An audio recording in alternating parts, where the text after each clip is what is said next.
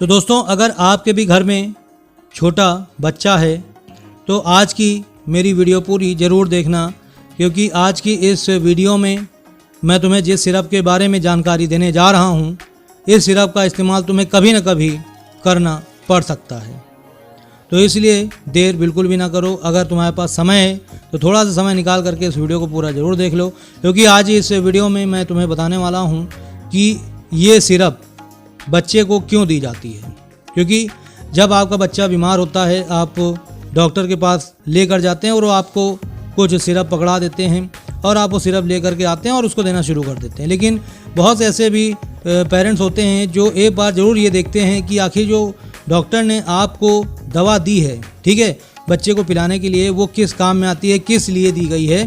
तो अगर आप ये चीज़ जान लेते हैं तो फिर अगली बार आपको डॉक्टर के पास जाने की ज़रूरत नहीं पड़ेगी। आप फटाक से समझ जाओगे कि आपको अपने बच्चे को कौन सी दवा देनी है और आप उसे आसानी से दे ले जाओगे, ठीक है। तो इसलिए ये वीडियो मैं बना रहा हूँ कि आपकी भी थोड़ी सी नॉलेज बढ़ सके। तो इसलिए वीडियो को बिल्कुल स्किप मत करिएगा और ध्यान से देखिएगा।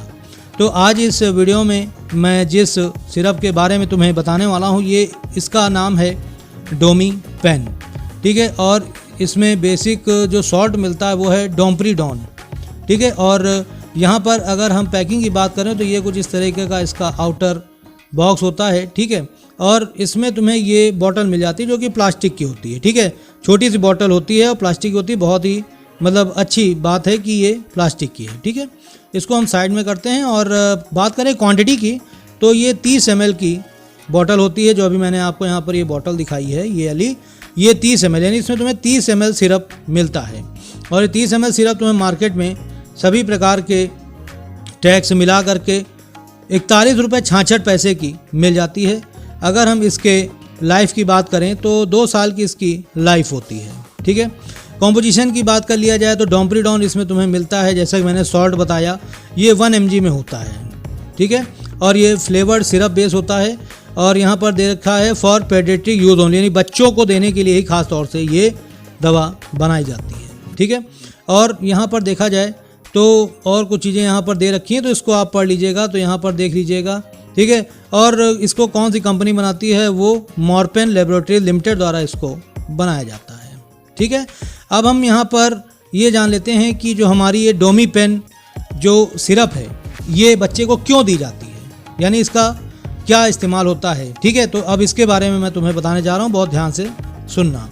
तो दोस्तों, इसका इस्तेमाल ख़ास तौर से अपच यानी इनडाइजेशन की समस्या में किया जाता है। यानी कहने का मतलब ये है कि अगर आपके यहाँ पर कोई छोटा बच्चा है और अगर वो बहुत ही ज़्यादा कि दूध फेंकता है, डालता है, ठीक है, जैसे ही दूध पिलाया जाता है उसको तुरंत ही वो कि दूध उलट देता है, उल्टियाँ करता है, उल्टी आ रही है, ठीक है, तो ऐसे में इसको दिया जाता है। इसके अलावा अगर तुम्हारे बच्चे को बुखार हुआ है तो बुखार के समय में भी उल्टियाँ आती हैं, तो उन उल्टियों को रोकने के लिए ही इस डोमी पेन सिरप का इस्तेमाल होता है, ठीक है।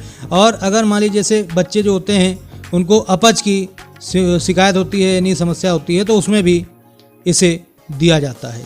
इसके अलावा जैसा कि मैंने आपको बताया कि मितली आना और उल्टी आना, उसमें भी इसका इस्तेमाल होता है। ब्लोटिंग यानी पेट फूलना, ठीक है, तो उसमें भी इसका इस्तेमाल होता है। और अगर गैस बन रही है बच्चे के तो उसमें भी इस डोमी पेन का इस्तेमाल किया जाता है।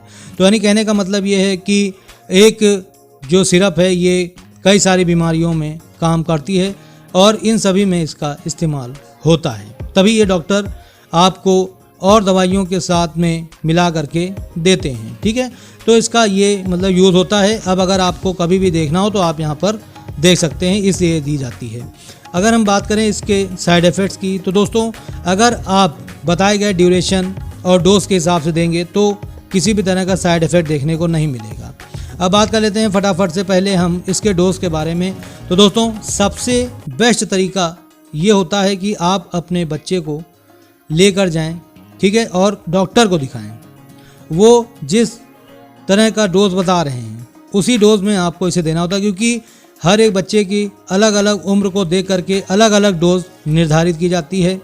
और उसको बताया जाता है कि कितने बूंद में पिलाना है या कितने ml में पिलाना है, दिन में कितनी बार देना है, 2 बार या 3 बार। तो ये आपको आपके डॉक्टर ही आपके बच्चे की कंडीशन को देख करके सबसे बेस्ट तरीके से बता सकते हैं।